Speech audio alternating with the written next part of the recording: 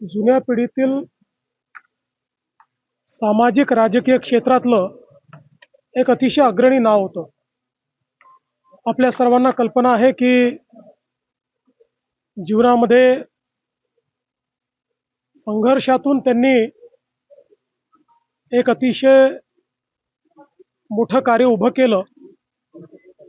शिक्षणाचं क्षेत्र असेल, सहकाराचं क्षेत्र असेल, उद्योगाचं क्षेत्र असेल, या प्रत्येक क्षेत्रामध्ये त्यांनी प्रचंड मोठं कार्य उभं केलं आणि सामान्य माणसाला दिलासा देण्याचं काम त्यांनी केलं. विशेषतः राज्यपाल म्हणून देखील 3 राज्यांची जबाबदारी त्यांनी पार पाडली.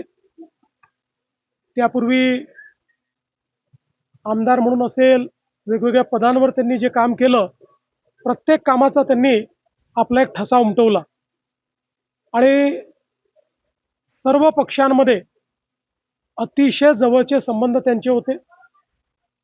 व्यक्तिगत माझे देखील त्यांचे अतिशय चांगले संबंध होते आणि ते केवळ नेते नव्हते, तर ते एक विचारवंत होते. त्यांच्याकडे सांगण्यासारखे विचार होते, मार्गदर्शन होतं. त्यामुळे त्यांना कधीही भेटलं तर त्यातनं आपल्याला नवीन विचार मिळायचा. तो आध्यात्मिक विचार असेल किंवा एकूणच आपल्या संपूर्ण जीवनाला बदलू शकेल असा विचार डी.वाय दादांच्या माध्यमातून मिळायचा.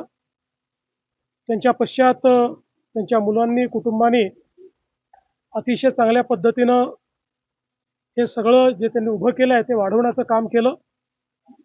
पण एक कृतार्थ जीवन ज्याला म्हणतो, अशा पद्धतीचं जीवन डी.वाय दादा जगले आणि म्हणूनच आज मी या ठिकाणी त्यांना विनम्र श्रद्धांजली देण्याकरता आलो.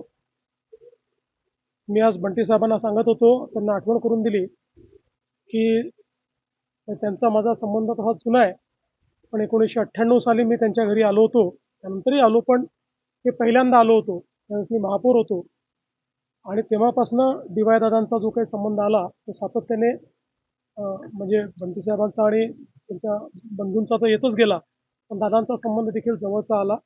त्यामुळे निश्चित आपल्या सगळ्यांकरता ही अतिशय दुःखद अशा प्रकारची घटना आहे. त्यांच्यासारखे नेते आपल्यातनं निघून जाणं ही महाराष्ट्रामधल्या जुन्या पिढीतल्या जाणत्या नेत्याचं जाणं हे निश्चितपणे केवळ कोल्हापूरकरांकरता नाही, तर संपूर्ण महाराष्ट्राकरता ही एक हानी आहे आणि म्हणून त्यांना मी विनम्र श्रद्धांजली अर्पण करतो.